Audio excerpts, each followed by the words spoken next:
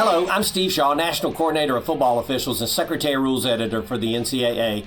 And today we're presenting our third preseason training video for 2024, and we're going to be focused on personal fouls. Now, it's important that we are excellent in making personal foul calls, as most personal fouls are based in player safety and they help us keep our game in order. Last year, we called almost 2,100 personal fouls in FBS alone, and the call represents about 18% of all calls that are made in our game, and we average about 2.5 personal foul calls per game. Now, an earlier video dealt with targeting, which is one of our personal foul calls, but today we're going to focus on the balance of our personal fouls. So with that, let's get on into our video. In our first play, we're going to take a look at a call for roughing the kicker. Now, the kicker runs laterally. He's going to kick the ball. He's contacted, and the referee gets a marker down for roughing the kicker. Now, let's remember that the kicker's protection ends under this rule when the kicker carries or possesses the ball outside the tackle box. Now, as we take a look at the end zone here, and the offense has exaggerated splits, so we have to really use the rule which states that the tackle box extends 5 yards laterally from the ball. So the punter here is nearly at midfield. He's clearly outside the tackle box when he kicks it. And remember, our officiating standards can help us here too, as they state that when in question, the kicker is outside the tackle box. So, center judge, could you help here, or at least have an opinion or a conversation with the referee before we enforce this penalty? This should be no foul. Play 2, we're in the second extra period, the first possession series. The offense has scored a touchdown and now is going for 2 points as required. Now we see the quarterback. He pitches to number 5, who's coming around, and number 5 is under duress from defender number 54, who gets a quick grasp and pull of the face mask, but number 5 throws, the ball's tipped, and number 6 makes a great catch for the 2-point conversion in the end zone. Now the referee has a marker down for a face mask foul, a correct call, but we need to be solid as a crew on this enforcement.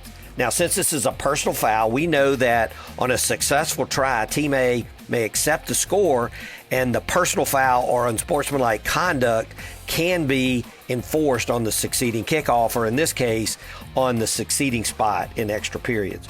So the second possession series in this second overtime period should start back at the 40 and not, as we see here, at the 25-yard line. Remember, the full crew, not just the referee, is responsible for penalty enforcement. And this is really why we work hard in the offseason to make sure we're buttoned up on all situations with penalty enforcement. Play 3, we see that number 47 comes back in motion toward the ball, never gets set, goes across the formation and blocks defender number 35 low. And we get a flag from our center judge for an illegal block below the waist. Now, as we analyze the play, first, the motion man never comes to a complete stop, so he is considered a man in motion and would not be allowed to block below the waist by rule. From the end zone, we see the force of the block is below the waist, so this is a correct call by our center judge, and unfortunately, number 35 was injured on the play.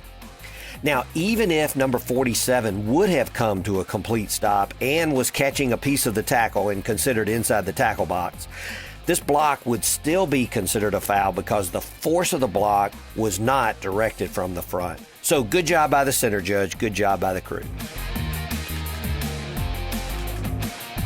Play 4, we see the quarterback. He drops back to pass. The pocket begins to collapse. He scrambles out, and he appears to be taken down by the face mask by number 6 of the defense, and we get a flag in from our referee.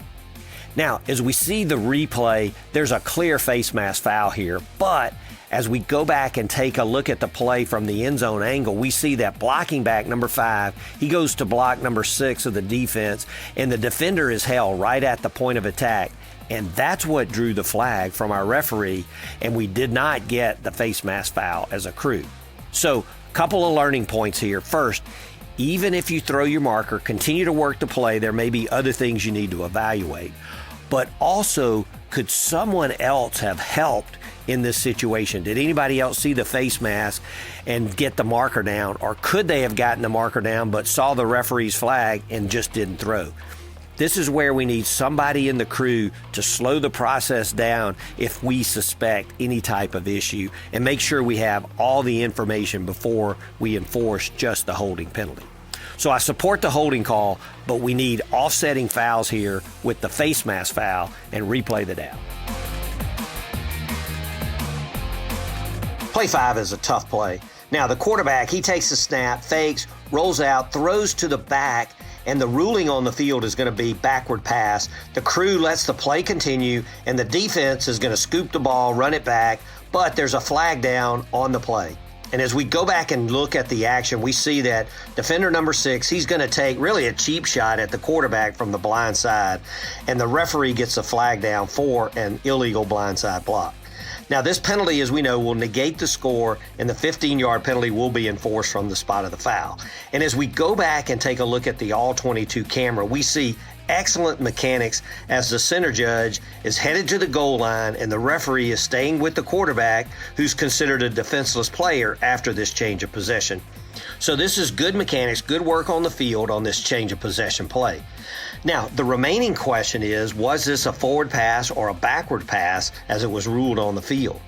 Now, we know that by definition, a pass is forward if the ball first strikes the ground, a player, an official, or anything else beyond the spot where the ball was released. All other passes are backward passes. So if the pass is perfectly flat, it's still considered a backward pass. So this is very tight, and it would be hard to overturn. And from the camera at midfield, which gave us the line feed, the pass appears to be released right at the 47 and first touched right at the 47. So very difficult to tell forward or backward here. The All-22 gives a similar view. It might be forward, but really there's nothing indisputable here, and certainly nothing here that would convince me beyond all doubt that this was a forward pass. So it would have clearly been a stands if we had stopped it. If you could go through all these views and evaluate, then there's no need to stop it, but it might have been worth a stop in this case. Play 6 is going to be a 2-play vignette from the Gasparilla Bowl concerning horse collar tackles.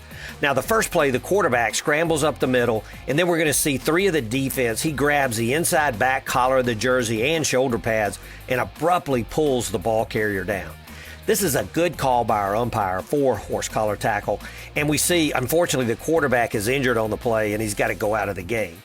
But this is precisely the type action the horse collar tackle rule was put in to prohibit, and a good call by our umpire. Now, our second play, we see action that might look like a horse collar tackle, but the defender does not pull the ball carrier down here. So this is not a foul. This is not a horse collar tackle. And the crew on the field did a good job to pass on this action. No foul. Play 7, we see the quarterback. He drops back, throws out into the flat to the back, who goes down and catches the pass behind the line of scrimmage. Now, we see there are 2 flags down, one from the umpire, one from the center judge. And as we go back and take a look at the action on the center, this is an excellent call for hands to the face, as the defender has continuous contact and actually on the second pop actually knocks the center's helmet off. And since the play ended behind the line, the penalty here will be enforced 15 yards from the previous spot. And we also know that because of this foul by the opponent, we know that the center does not have to leave the game, and we get an excellent announcement from our referee. Personal foul, illegal helmet contact, hands to the face. Number 96, defense. The 15-yard penalty will be enforced, 1st and 10. Number 57 lost his helmet as a result of the foul. He can stay in the game. Now, anytime we have a helmet off in conjunction with a foul, let's deal with the helmet off component within the announcement with the penalty enforcement. Do it all as one announcement. Excellent job here. Our last play, we're early in the game. It's the second play from scrimmage. Emotions are running high, and we're going to get a pitch to the trailing back. He races down the sideline, and he's bumped out of bounds. And then we see number 98 of the defense. He comes in very late and forcibly knocks the runner down. Now, it's a great alert by the crew. We get 2 flags down on this action, and the crew does a good job of restoring order at the sideline. It's always important to stay alert in the dead ball period. Sometimes we have to stay alert very late. And it's important anytime we have action in the team area to be a presence, ensure we keep order in the game. Handling this properly will keep emotions in check for both teams throughout the game. Well, that's it for our plays, and I appreciate your continued work in the offseason to prepare for our opening kickoff. And it's vitally important we're fully versed in Rule 9, where all of our personal foul information is contained. And it's important we do a good job of making these personal foul calls in the game, not only for player safety, but to ensure that we keep order in our games. Best of luck to all.